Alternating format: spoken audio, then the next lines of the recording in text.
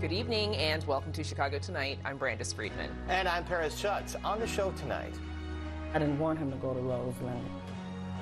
A WTTW News ProPublica investigation looks at how error or neglect contributed to patient deaths at a far south side community hospital.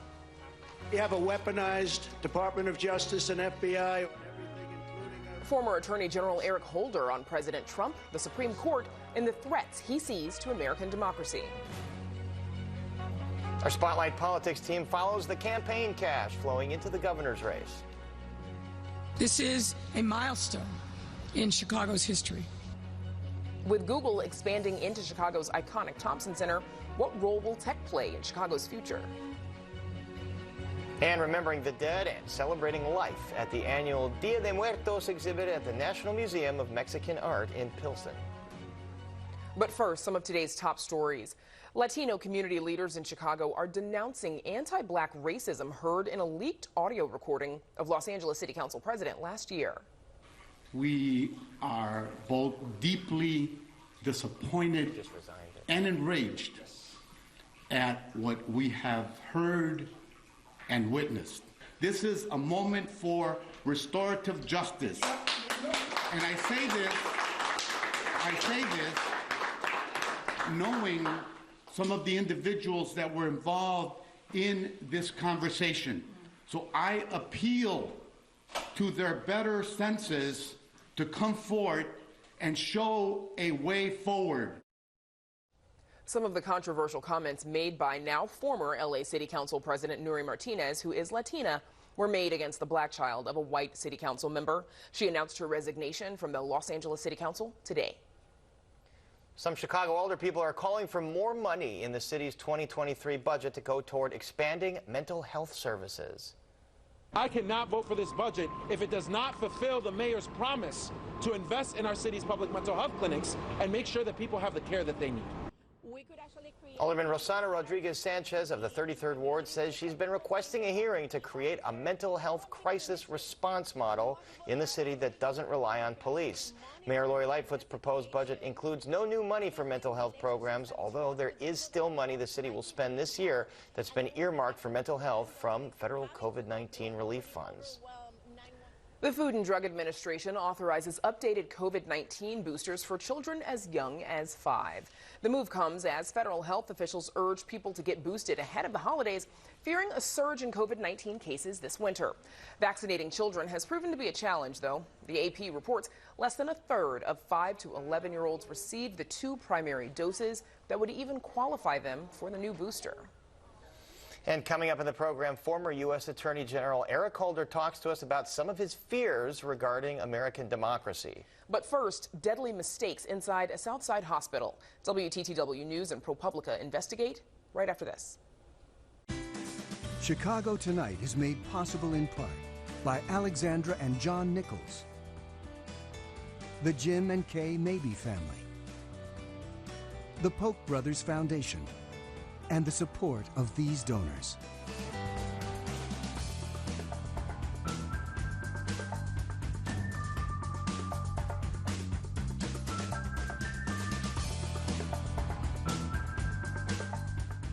Roseland Community Hospital has been open for nearly a century on Chicago's far south side, serving a majority black patient population, including from nearby Roseland, Pullman, and West Pullman. In 2020, nearly 92% of its patients received Medicare or Medicaid, and the hospital's long faced financial struggles and staffing woes. In recent years, the hospital has also faced inspections, lawsuits, and complaints that raised concerns about quality of care and patient deaths. In partnership with ProPublica, Chicago Tonight's Nick Blumberg reports. Melisha Boss did not want her father to go into Roseland Community Hospital. Well, I know it was a bad hospital. Years of neglect there, years of people not being treated right. So it's just, they have history. And in any case, her father's doctors were at the University of Chicago Hospital, not Roseland. I spoke to the ambulance guy, and he told me they had to take him to Roseland because that was the nearest hospital, and that was the procedure that they had to follow. Boss's father, Wilford, grew up on the west side where his parents owned and ran apartment buildings. Wilford and his former wife raised Melisha and her 2 siblings on the north side. He was a good person. He was very smart, dressed nice, very classy, very, respected. As he got older, he moved into an assisted living building on the south side and started having issues with his breathing. It was not abnormal for him to go to the hospital if the nursing home felt he needed to go. He was against going to Roseland. And he was like, I said, well, just go there and we'll try to get you, out there as soon as possible. But Boss's skepticism of Roseland's quality of care may well have been justified, with hospital monitors taking a close look at the facility over the last several years.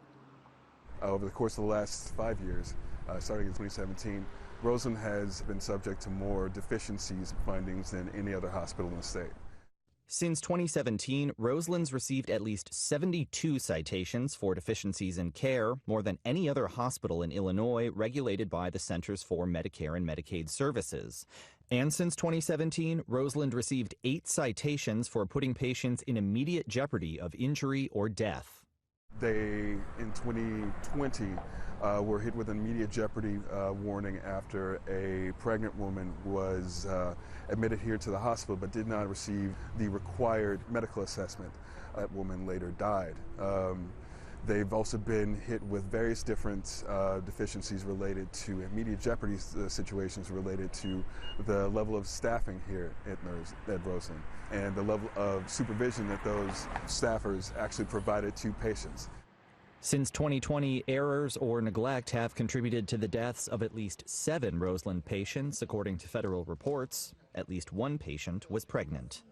In a written response to ProPublica and WTTW News, the hospital's chief quality officer said everyone at the organization grieves for the loss of life, but that the pandemic strained staffing throughout all healthcare systems, especially urban and safety net hospitals.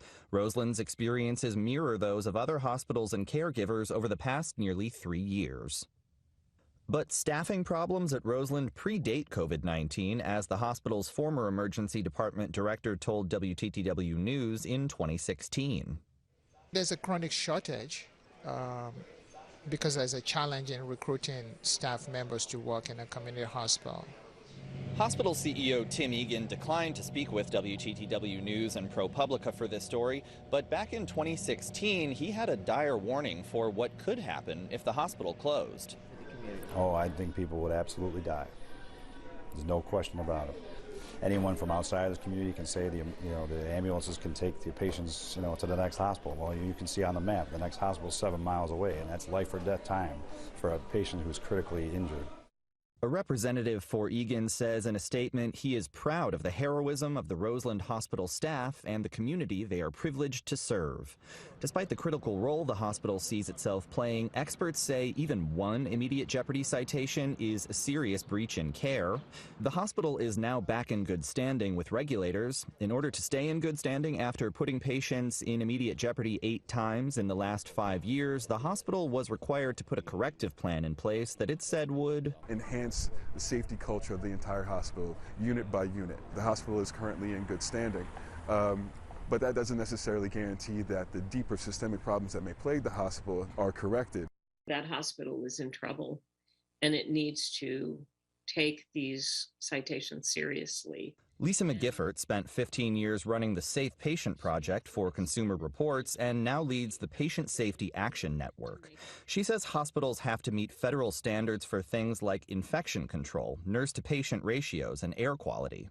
These standards are basic, and every hospital should meet them.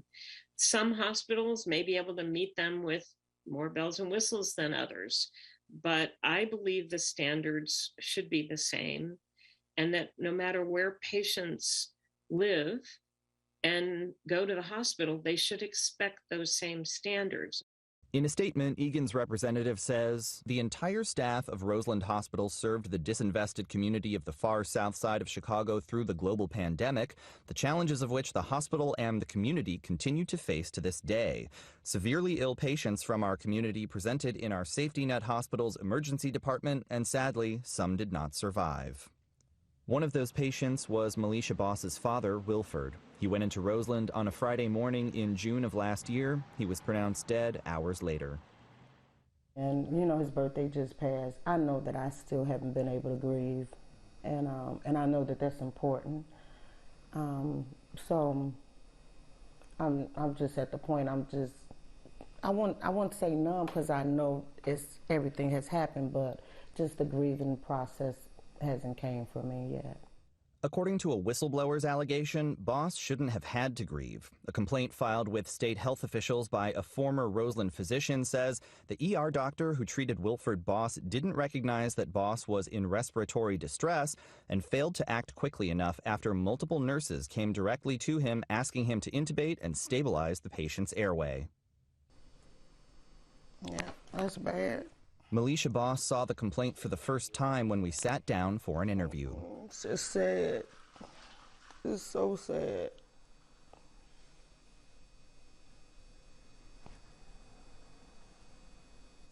Roseland declined to comment on any specific deaths. Its chief quality officer said in a statement, "Patient safety is a priority. We are committed to further improving the culture of safety at Roseland." For Boss, it's difficult to think about what she might want to come out of her experience. I would never say, like, take something away from the community. They probably need the hospital, but if the hospital is not serving its purpose, I mean, I would want to see the hospital get better. And reporter Nick Blumberg joins us now with more. Nick, we saw the story of Wilford Boss. Talk us through the specifics of some of the deaths that were uncovered. Yeah, there are several sort of categories to look at. 7 of the deaths are documented in federal reports. Most of those came in 2 waves of 3 people each, first in July of 2021 and then in January of this year. Now, after the first series of deaths, the hospital hired a chief quality officer whom we quoted in the story to make sure that patient safety protocols are followed. She told us that the hospitals work to improve safety practices all across the facility, and she argued that the deaths in those federal reports aren't necessarily all that similar. It was patients with unique health conditions, but the hospital's also facing at least 4 lawsuits related to patients who died at Roseland. Roseland's denied the allegations in 1. Another was dismissed. Court records don't currently show a response in the 3rd. And in the 4th, the hospital said it's immune from this kind of litigation under an executive order signed by Governor Pritzker. Now, there's also the whistleblower complaint we mentioned, which covers Wilford Boss, as well as one other patient who died under similar circumstances. The hospital did not comment on those deaths, and the doctor named in the complaint no longer works at Roseland and declined to comment as well. Nick, you mentioned there was a strain during the COVID-19 pandemic. I remember we interviewed the CEO, Tim Egan, at the height of it, and I know there was a lot going on there. How did that strain play out? Well, certainly one of the issues that Roseland raised was that during the COVID-19 pandemic, it and hospitals across Illinois were prevented by state officials from closing the doors of their emergency rooms if they were full. Roseland officials told us that contributed to overcrowding and stress on their staff. COVID also exacerbated some existing challenges. Roseland's finances depend in large part on Medicare and Medicaid reimbursement. That pays for the care that they provide to low-income patients, people with disabilities, senior citizens.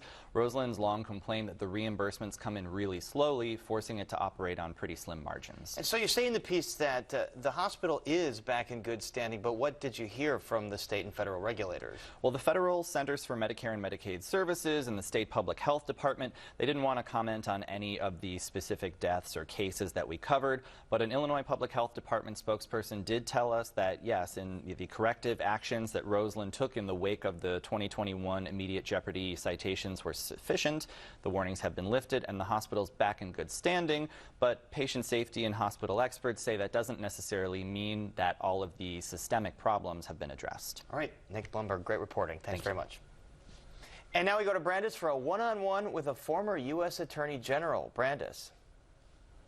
Paris, as former President Donald Trump continues to push the so-called big lie that President Joe Biden was fraudulently elected, a recent report from the Washington Post shows over half the Republican candidates running in the midterms are also election deniers. Meanwhile, the Supreme Court has heard yet another case that could impact the landmark Voting Rights Act, and the January 6th committee plans a final hearing, potentially final hearing, before the midterm elections. Joining us now to discuss all of that and more is Eric Holder, former Attorney General under Barack Obama. Holder also chairs the National Democratic Redistricting Committee and is the author of a new book, Our Unfinished March, the Violent Past and Imperiled Future of the Vote, a History, a Crisis, a Plan. Mr. Holder, welcome back to Chicago Tonight, and thank you for joining us. It's good to be here. So the January 6th committee expected to hold another hearing tomorrow, potentially sort of a closing argument ahead of the November election. What can we expect to come of these hearings? Well, you know, we've seen from the committee that you never can know exactly what to expect. I suspect there'll be some surprises, but there could also be a way in which they're going to do a closing argument, some kind of summation of all the things that they have shown that shows the breadth and the depth of the conspiracy to try to obstruct the peaceful transfer of power. The work they've done, I think, has been significant. It has been substantial, and I think it's going to have an impact. Enough to sway voters? I think so.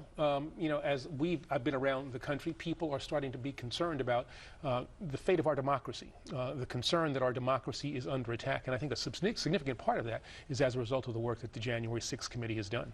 Now, since we've spoken with you in July, we've had the FBI execute a search warrant of the former President Trump's Mar-a-Lago home, in which a trove of government documents were found, including many that were highly classified. Do you think that search has significantly increased the former president's legal jeopardy? Oh, absolutely. There's no excuse for having those documents in Mar-a-Lago in a private residence. You know, the fact that there seems to be some degree of obstruction in the way in which he interacted with people trying to get the things back from the National Archives, from the Justice Department. His lawyers are now in trouble. I think from his legal perspective, he's got to worry about Atlanta. He's got to worry about what happened with regard to January the 6th. But I think he also has to worry now about those documents that are in his private residence in Florida. So we have a clip of the former president now talking about that warrant being served. The FBI raided my home and violated my Fourth Amendment rights and many other rights. There is no crime. You know, there is no crime. It's not a crime. And they should give me immediately back everything that they've taken from me, because it's mine. It's mine. They took it from me in the raid. They broke into my house. He says it's mine. There is no crime being committed here. Is there any instance that justifies a former president taking documents, classified or not, with him to his private residence upon leaving office? No, there is no justification for that. It clearly violates the law. The expectation is that when you leave office, the documents that you have are the possession of the United States of America. They go to presidential libraries. You know, all kinds of arrangements are made for people to have access to them. No one, I mean, Republican or Democrat, has ever done what Donald Trump has done in connection with those documents. And I think it's very interesting that he says, I had those documents. These documents were mine. That, in a lot of ways, is an admission, and I'm sure his lawyers were saying, oh, I wish you hadn't said that. His legal team has taken this case to the Supreme Court. Is there a cogent legal argument here, or is this part of the Trump playbook? I think it's part of the Trump playbook to try to delay. The argument before the Supreme Court is not one that is really substantive, and I would expect that the court will give it short shrift and go back to what the 11th Circuit said. So given that the wife of Supreme Court Justice Clarence Thomas is an election denier herself, she has given testimony to the January 6th committee, should Justice Thomas just recuse himself from this case? And what's the likelihood that he does that? I'm not sure what the likelihood is going to be, but for the sake of appearances, I think that he should recuse himself. You know, we as lawyers are taught not only whether there's a substantive conflict, but also whether there is the appearance of a conflict. And given the high-profile nature of what Ginny Thomas did in connection with January 6th, what we know now about the emails that she sent to Mark Meadows, that appearance is there, and I think that he should. Now, whether or not he will, you know, we'll have to wait and see. What do you make of Trump's argument that the DOJ has been weaponized against him? That's total nonsense. Merrick Garland and the people at the Justice Department, I think, have conducted themselves in an appropriate way. They tried to negotiate with him to get the documents back. They did a whole range of things. They tried to subpoena to get the documents back before they actually went into his residence. They gave him all the respect to which his office was due. In fact, if he were just a regular citizen, I suspect that he would have been indicted by now. And then in connection with all of the other things that the Justice Department is looking at, I think, again, they have conducted themselves in appropriate ways without leaks, and we'll see what their work ultimately leads to. So late last week, President Biden pardoned thousands of people who have been federally convicted of simple possession of marijuana. In a tweet, you called the move an appropriate first action. What more can be done to remove the barriers that criminal records pose? Well, I think pardoning people is certainly a good thing. Expunging their records, that would make a great deal of sense. Rescheduling marijuana, it is now scheduled at the highest level, which is inconsistent with where it should be. And I think what the president did is also consistent with where the nation is right now with regard to marijuana possession and marijuana use. And it's time for us to harmonize federal laws to catch up with where our society is. Now, the Supreme Court recently heard arguments in the case of Merrill versus Milligan. This is another challenge to a key section of the Voting Rights Act. Tell us a little bit about this case and what you're concerned with here. It's a case that my organization brought, and it is a case where black residents in Alabama are denied the political power to which they are entitled. They make up 27% of the population, only have one of the 7 House of Representatives congressmen in the federal system. And so what we have argued is that if you draw the appropriate districts in a way consistent with the Voting Rights Act of America, you would have another black district. And so we'll see what the Supreme Court does. The Voting Rights Act of 1965 clearly prohibits what the Republican legislature did. My hope is that the Supreme Court will interpret the Voting Rights Act as it has for the past 50 years or so. Now, it sounds like Alabama is arguing that they're trying to remove race from the consideration in the way those lines are drawn. What's your reaction? Yeah, they say that they drew these in a race-blind way, and yet what happens was that the African Americans in Alabama, 27% of the population, end up with far less power to which they are entitled. So they might try to claim that it's race-blind, but it certainly has a racial impact. Their actions have a racial impact. Supreme Court will also soon hear arguments in Moore versus Harper. This is on the independent state legislature theory. Help us understand what this theory is and what it could mean for democracy in the U.S. Well, the first thing everybody needs to know is it's a fringe theory. The independent state legislature theory works under this notion that somehow legislatures can operate independently of courts in states, independently of governors in states when it comes to drawing drawing district lines with regard to gerrymandering. It's inconsistent with our notion of checks and balances, that one of the branches can act independent of the others. There's a range of cases where the Supreme Court has said that theory is in fact not a valid one. This is a case that should be decided by the Supreme Court 9-0. This is a fringe theory. It's a fringe case. I'm hoping that the Supreme Court will not further erode its legitimacy by giving any kind of validity to what is just a fringe theory. Well, and to your point about the legitimacy of the court, approval ratings for the Supreme Court are at historic lows. Many in the country believe that it's being driven by ideology and partisan politics rather than the law. How can the court recover its standing, and what happens next if it doesn't? Well, I think the court can restore its credibility by doing things in a way that it's supposed to. Follow precedent where that is appropriate, act on principle, and not have the Supreme Court be seen as a body that functions on the basis of who sits on the court. It ought to be precedent, principle, and not personnel. And so that's what I am concerned about. If the court loses its legitimacy, that really hinders our system of government. The court is supposed to be seen as neutral, detached, and if it is seen as an ideological component of our system, that will weaken people's belief in our system of government. Okay, that's where we'll have to leave it. Okay. Former Attorney General Eric Holder, thank you so much for joining us. Thanks for having me. And again, the book is Our Unfinished March, The Violent Past and Imperiled Future of the Vote. A History, a Crisis, a Plan. You can read an excerpt on our website. And up next, what will Google's move into the Thompson Center mean for Chicago's tech scene? More on that right after this. Spend Saturday evening with the Voices of Chicago. Latino voices at 6 and Black voices at 6:30. See you on Saturdays. City business leaders are dreaming big after Google's recent announcement that the company will expand and purchase the Loop's Thompson Center. So will more tech companies follow? Does the Chicago region have the talent to fill the new jobs? And can the region attract the kind of venture capital that has rained down on places like Silicon Valley? And joining us to talk about all this and more are Christian Hammond, professor of computer science at Northwestern University, Lance Fortneau, dean of the College of Computing at Illinois Institute of Technology, Rukia Dykes, junior software developer at CVS Health, and Jack Lavin, president and CEO of the Chicagoland Chamber of Commerce. Thank you all for joining us. Chris Hammond, I'll start with you.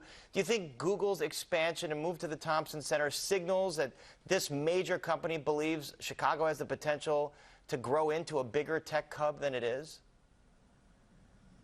I think that they're betting on what the next wave of technology really is going to be, and that is not just the technology, but its impact on the world. And Chicago is the perfect place for that because we have this massive diversity of industry, and we are actually dedicated to the notion that we're not going to just look at what the technology can do.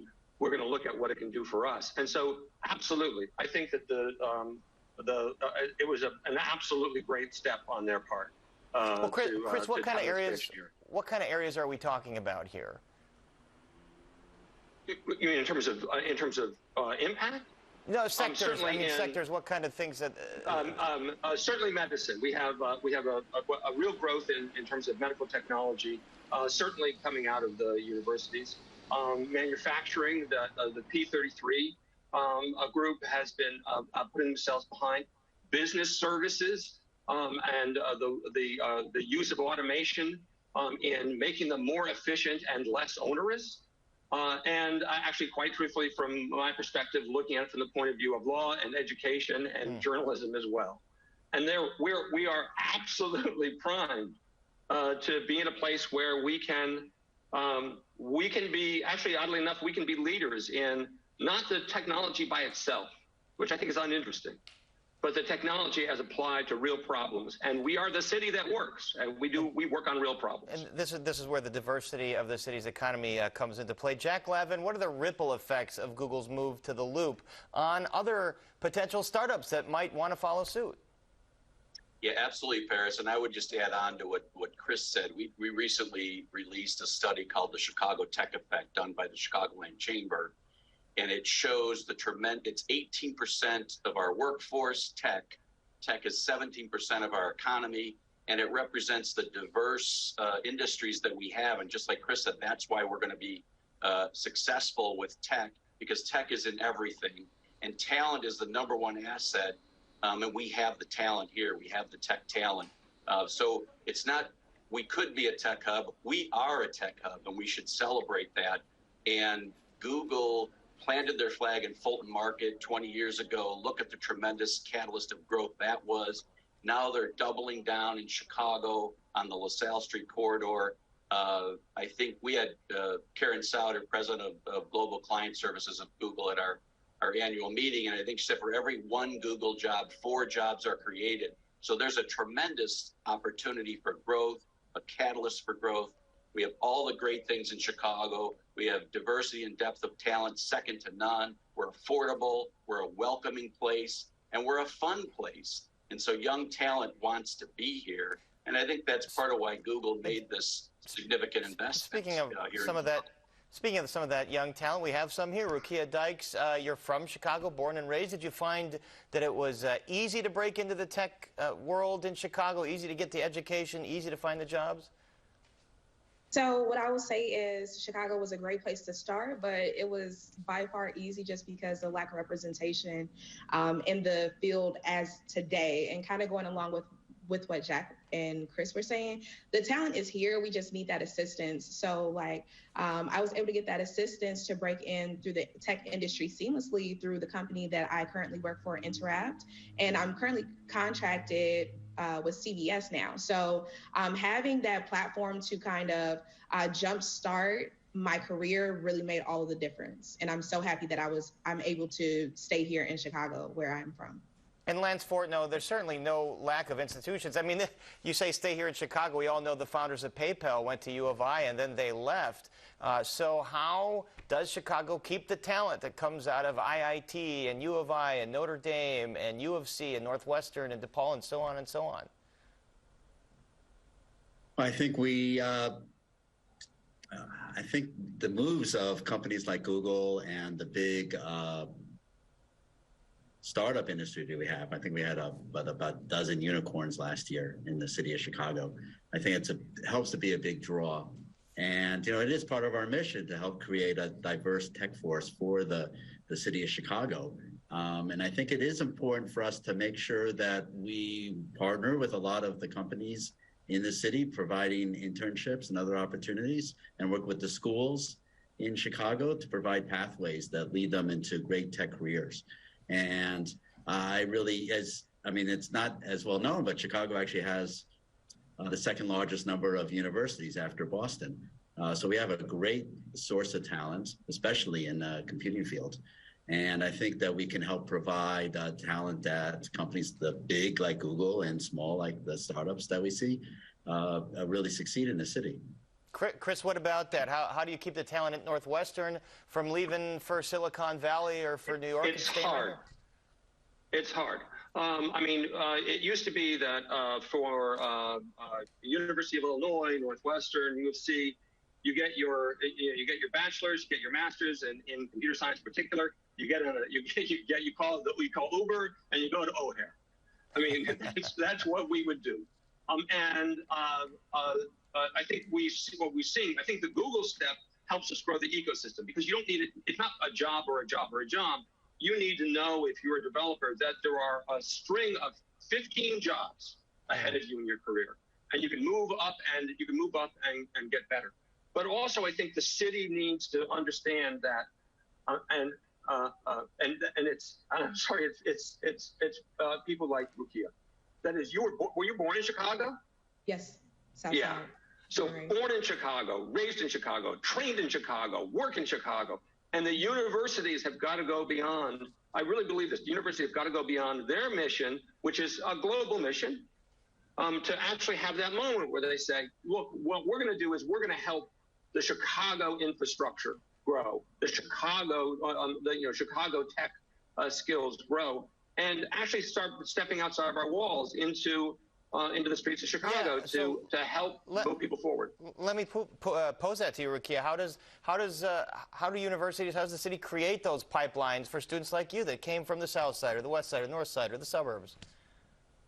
Again, it really just starts with starting. And what I mean by that is you have to really have the mindset to say, kind of like what Chris was saying, we're going to start developing that talent here in Chicago and really providing those opportunities. So for example, with InterApp, their focus is on people that look like me.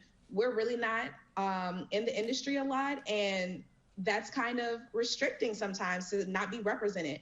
And so I think the more that we have these panels like this to talk about diversity, the jobs that are here, the more people will be willing to stay and understand that it's not difficult to get in. You just have to have that opportunity. And kind of like what Chris and Lance were saying, those universities also have to, kind of spearhead that movement as well.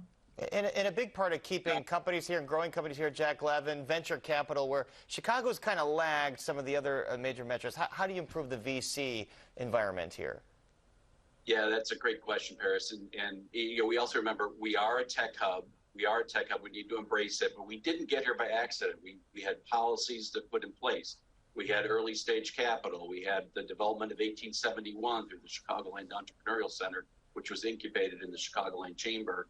So we need to continue to have positive public policy to bring students here, keep them here, connect them to companies. The Discovery Partners Institute, which is being done by the University of Illinois. The whole purpose of that is to connect student talent, academic talent to companies in Chicago. So we need to continue to have policies like that to make those connections. And I will add, in 2021, we had more business startups in the history of Illinois. So we have the foundations. We need to make sure the venture capital is there. I think we can do that working with the state of Illinois. And then we just need to make sure that those policies are in place for growth.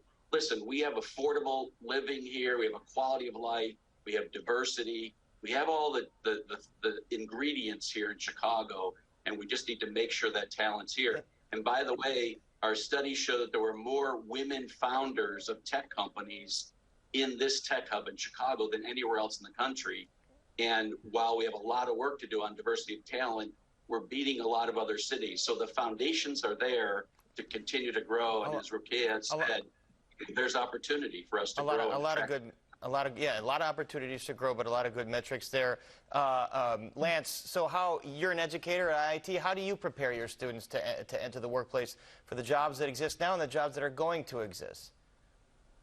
That's a great question, because computing is a moving target. It seems that the field seems to change almost every day. I think it's working. We're talking with lots of companies. We're trying to find out what their big needs are. Cybersecurity, data science, artificial intelligence seem to be the big ones these days, and really trying to provide programs for our students to meet those needs, and as well as working with companies to provide certifications and internships and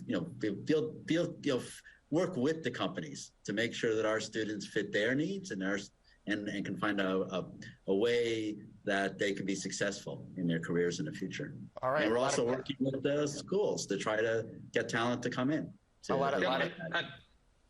In half the jobs, half of the top 10 jobs in tech, you don't need a college degree. So there's a tremendous opportunity for people without a college degree to get on that upward economic mobility. And that's where companies can train employees, also provide tuition reimbursement for education to get on that upward. So it's the ecosystem of everyone working together here. A lot of passion, a lot of optimism from all of you. We thank you so much for joining us to talk about this great discussion. And our thanks to Christian Hammond, Lance Fortno, Rukia Dykes, and Jack Lavin. Thank you, Paris. Thank you. And now, Brandis, we toss it back to you. Paris, thank you. Still to come on Chicago Tonight, the Chicago Tribune endorses Governor J.B. Pritzker, our Spotlight Politics team on that and much more. And remembering the dead and celebrating life at the annual Day of the Dead exhibit at the National Museum of Mexican Art in Pilsen. But first, some more of today's top stories. Tens of millions of older Americans could see a big hike in their Social Security benefits. The U.S. government is set to announce tomorrow what could be the biggest benefit hike since 1981. This would affect more than 65 million people nationwide who are Social Security beneficiaries. InfoWars founder and conspiracy theorist Alex Jones must pay nearly $1 billion, that's billion with a B, to the families of the victims in the Sandy Hook Elementary School shooting. That's after a Connecticut jury found that Jones should pay those families $965 million. That's for false claims he made that the shooting was a hoax. A separate jury in Texas recently found Jones liable for nearly $50 million in damages. The most recent award is for a lawsuit filed by relatives of 8 Sandy Hook victims killed in the shooting, in addition to an FBI agent who responded to the scene. This year's MacArthur Fellows include 3 of Chicago's very own. Among the group, jazz cellist and composer Tamika Reed, artist and architect Amanda Williams, and sociologist, criminologist, and social worker Reuben Jonathan Miller. Miller was featured prominently in our Permanent Punishment series that aired last week. His work looks at the long-term consequences that incarceration and reentry systems have on the lives of individuals and their families. Each fellowship comes with an $800,000 award to support fellows in their pursuits. Up next, our Spotlight Politics team tackles the upcoming elections and much more. But first, a look at the weather.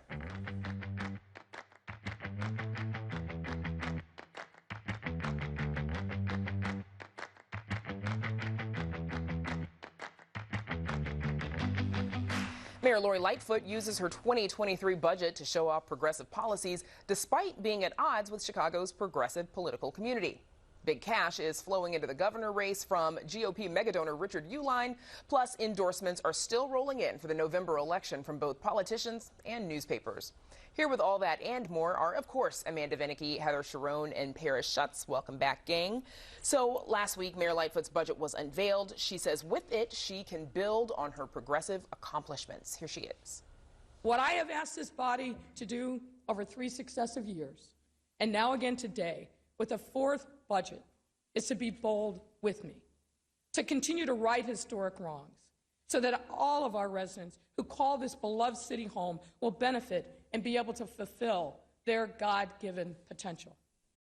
However, Heather, you've reported on how this has clashed with left-leaning alder people, unions. What are some of the big issues that they're at odds about? Well, one of the big issues is funding for mental health, and this has been an issue since the mayor took office in 2019 after promising to reopen the mental health clinics that were closed in 2012 by former Mayor Rahm Emanuel. Today, two alder people, Alderman Carlos Ramirez-Rosa and Alderwoman Rosana Rodriguez-Sanchez, held a press conference to say we need more funding for mental health in Chicago, and we need those clinics to be reopened. The mayor has a different strategy for mental health that involves sending money to nonprofits and working through their employees. That's not good enough, according to these older people. It's going to be a major fight, as it always is. So Lightfoot's 2022 budget would not have passed without the support of progressive city council members, though. Paris, do you think she'll compromise on some of these issues that Heather has mentioned? It all depends on how the math works out. So if she has the votes for the budget as is, then no, she won't have to compromise. And she's shown that she doesn't want to run up the score like other mayors have. Mayor Daley wanted to get 45 votes. Mayor Emanuel wanted to get 45 votes. She's passed budgets with just a few votes to spare. So if there are enough votes right now, then no, she won't have to compromise. Although if all the progressives and all the Democratic Socialists stick together on these demands, then yes, she will have to negotiate. You might look at areas like the extra $200 million pension payment that she's proposing this year, and then maybe diverting some of the money she's proposing to the Chicago Police Department. But, I mean, if she does divert that pension money, it will make fiscal watchdogs very sad, because the pension situation is dire in the city of Chicago. So only the mayor knows right now what the math is, and I know that they're doing those tallies right now. And you can't forget, again, election on the horizon. So she wants to have a win there, saying that she diverted that money or put money toward pensions and made that extra additional payment there. But you also have some of her opponents in the city council that will be looking to make a score too. Yeah. That's right. So the number of migrants arriving from Texas, it's about to reach 3,000. The Latino caucus, Heather, calling for Lightfoot to declare a state of emergency. What would that do? They said that would free up more city resources to care for these people who are arriving with literally only the clothes on their back after traveling thousands of miles to get here. They say the city has not done enough. It has taxed the city's shelter system, and there's no sign that these migrants will stop arriving in Chicago anytime soon. Is there any signal that Lightfoot is going to act on that? So I asked the mayor's office about the call for an emergency declaration. They did not say they were considering that. They did point to the fact that the mayor's budget has $5 million in contingency funding if the city needs additional funding to help these migrants. Also, the governor has declared a disaster, which frees up state resources, and the city says we're working with state, we're working with county, we're all pulling together. So a proposal from the Lightfoot administration to use property tax revenue from downtown to fund the CTA's Red Line extension cleared its first hurdle yesterday. Heather, what are the next steps for this plan? Well, it could go to the Chicago Plan Commission next week, which would set up consideration by the Chicago City Council, where it does not have the support of the older people whose tax increment financing districts would be reduced to fund this extension. It's going to be a big fight because those aldermen, as you guys know, they like those TIF districts to stay local and to benefit their constituents. And we have to be clear, though, this project is not going to happen unless the city comes up with revenue, and it has done this in the past, instituting a tax increment financing district just for transit. It did it for the north side, for the red, purple, and brown line modernization, but to access about $2 billion in federal matching funds, the city needs to come up with this money, either through the TIF or through some other means, or else this project that has been long sought, extending the Red Line from 95th to 130th, a transit desert down there. It is needed. It's not going to happen if the city can't come up with the money. And they're not going to find it in couch cushions. This is $950 million. The city can't borrow that money. It's not lying around anywhere. TIF is the only way they can do it, and it's been successful. It was successful on the north side when they did it. Yes. Significant amount of money. I don't know about you. I keep $950 million in my couch cushion, so I don't see what the big deal is. And hopefully Alex Jones does for his sake, because he's going to be paying that. After that ruling today, after that verdict from the jury there. So let's talk about state races, though. Records show Republican megadonor Richard Uihlein funneling another 13.9 million, so not quite 950 million, 13.9 million against Pritzker. But that money is not necessarily going to Republican opponent Darren Bailey. Amanda, where is that money going? It is being used more against Pritzker than it is for Bailey, and this is going to the people who play by the rules PAC, and gotta love all these PAC names, you know. And that's run by Dan Proft, who has had a long relationship with Uline. I don't know what sort of magic he whispers in Uline's ears. I mean, let's be clear, Uline gives a lot of money to conservative candidates throughout the nation, not just in Illinois, but throughout various election cycles, funneled so much of it through Dan Proft, who, by the way, is likely getting a cut from all that money himself. So he's making a buck. This is going toward him, not toward Bailey. Bailey has only received $1 million from Proft. Okay, so one of those ads from Uline. From Uline, okay. So one of the ads from the people who play by the rules PAC, we've been talking about this in the office. It launched recently. It's featuring former ABC 7 political reporter Charles Thomas. Here's a bit of that. For 25 years, ABC 7 political reporter Charles Thomas gave you the straight news. Now, he's giving you real talk on the governor's race. J.B. Pritzker? What's he ever done? Outside of being born on third base and telling the world he hit a triple, J.B. Pritzker and his people called Darren Bailey an extremist. He's an expert at growing food. What's J.B. Pritzker an expert at doing?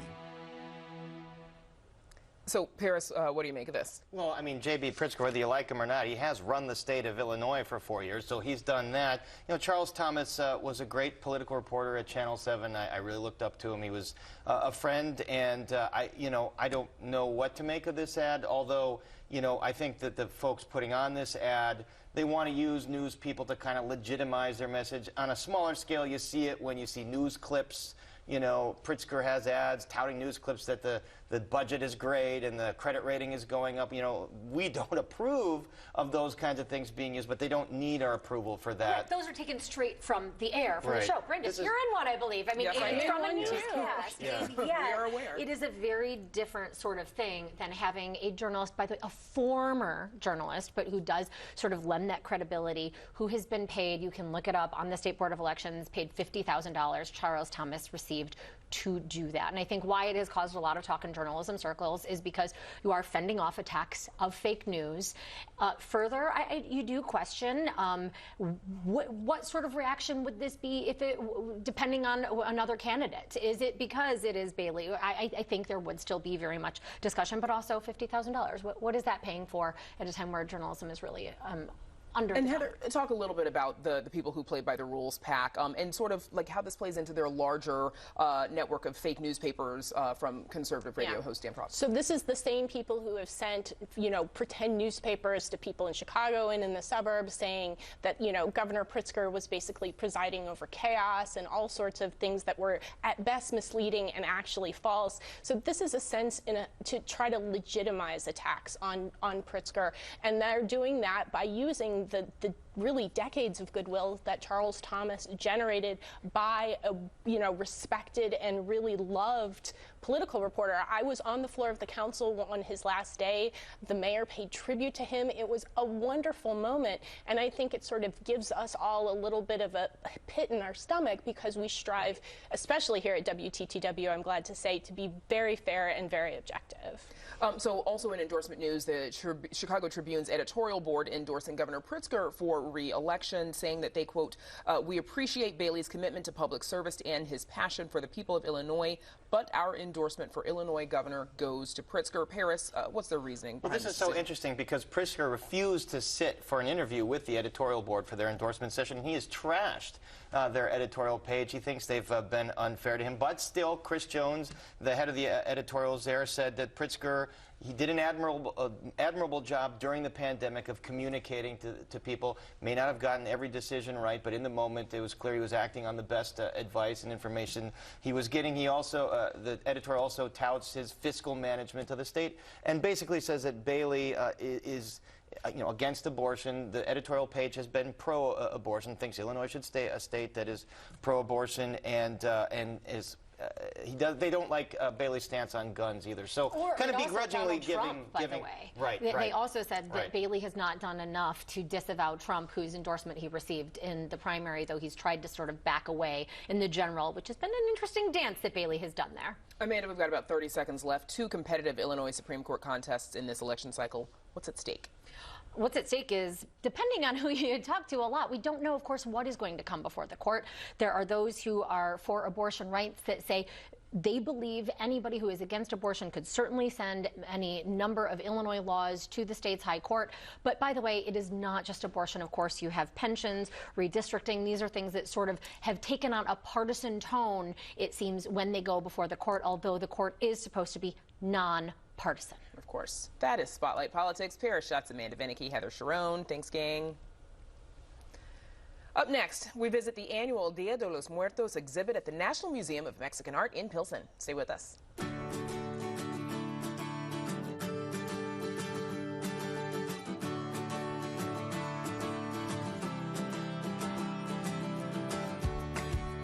Dia de Muertos, the Day of the Dead, is a traditional Mexican holiday that remembers loved ones who are no longer with us.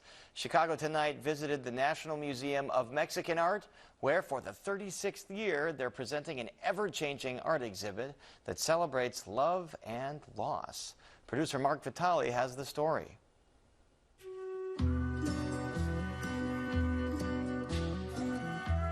The installation is an ofrenda, an offering in tribute to early movies from Mexico. It honors the films, their stars, and the widespread influence of Mexican cinema throughout the Americas. It was made by Puerto Rican artist Antonio Martorell, who moved this massive artwork off the island on the last flight before the hurricane. This year's Day of the Dead exhibition blends the contemporary with the traditional. Its somber tone is meant to be a reflection of the world at large. Every year, the exhibition is unique. The artists oftentimes create work that responds to the events of that year, right? Whatever's happening in Chicago, whatever's happening in the country or the world, artists create pieces that deal with those events. I like to think that the gallery walls are mirrors of our community where we can see ourselves, where our celebrations and our joys appear, as well as our struggles and the things that we are being challenged with, whether it's political or cultural. Oftentimes, you know, in Pilsen, what you hear being spoken about in cafes or in churches or in bars ends up as the subject matter in works of art on our walls. One installation comes from Chicago's Ukrainian Institute of Modern Art. It's a remembrance of those who've died in the Ukraine-Russia war. The school shooting in Uvalde, Texas is commemorated in a work created with students from Moose Elementary in Humboldt Park. Photos capture artwork from years past that also recognized those killed by gun violence. It's time to do something. It's time to stop being passive or quiet or politically correct or whatever you want to call it, and it's time to sort of start protesting what is happening in our country, what's happening in our communities across the United States. Those feelings of anger and helplessness really floated to the surface in curating this year's exhibition. The rest of the exhibition sort of takes on the regular sort of recipe, which is a lot of folk art. The traditional artists of Mexico always celebrate Day of the Dead in a way that is linked to the past. Photography shows what's happening in Mexico today, how people are celebrating it, whether it's Los Angeles or somewhere in Oaxaca. And then, of course, the installations that people create, the ofrendas or site-specific pieces, again, that commemorate those who are no longer here and really look with hope to a life after death. Whether it be a Christian view or an ancient indigenous view, it's this understanding of the universal and an embracing of the fact that life continues and those who are no longer with us continue with us. Some honor the lives of community members gone too soon. This altar is an homage to Nieves Orozco, an artist's model to the great Mexican painter Diego Rivera. Much has changed since the museum first presented the exhibition in the 1980s. 36 years ago, when we first started displaying the Day of the Dead and celebrating it here in Pilsen, a lot of people did not understand what it was. We would get a lot of phone calls of people wondering if it was something evil, was it satanic, was it, you know, it has the word dead in it, and that's not a very popular word in this country, in this society. I think people now realize that it's actually life that we're celebrating on an annual basis here. And without a doubt, this museum has really helped educate people and make the Day of the Dead celebration a part of Chicago's traditions. For Chicago Tonight, this is Mark Vitale. And this year's Dia de Muertos exhibition is called Memories and Offerings. It's in Pilsen at the National Museum of Mexican Art through December 11th. The Day of the Dead holiday is celebrated on November 1st and 2nd, right after Halloween, of course, and there's more to see on our website. And we're back to wrap things up right after this. Chicago Tonight is made possible in part by Alexandra and John Nichols, the Jim and Kay Mabey family, the Polk Brothers Foundation, and the support of these donors.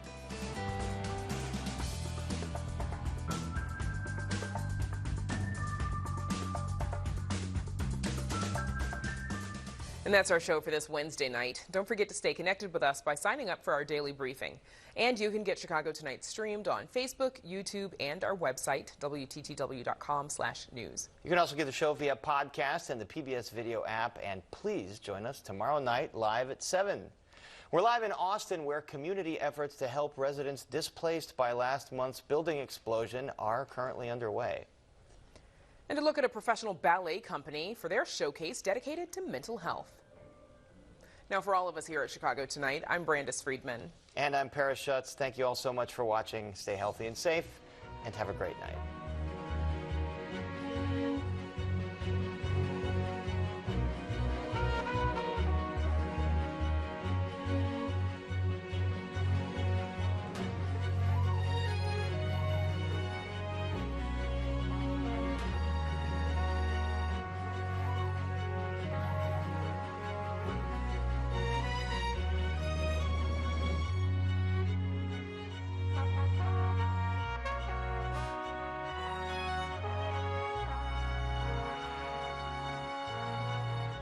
Closed captioning is made possible by Robert A. Clifford and Clifford Law Offices, a Chicago personal injury and wrongful death firm that is proud of its partners named Illinois Leading Lawyers by the Law Bulletin Publishing Company of Chicago.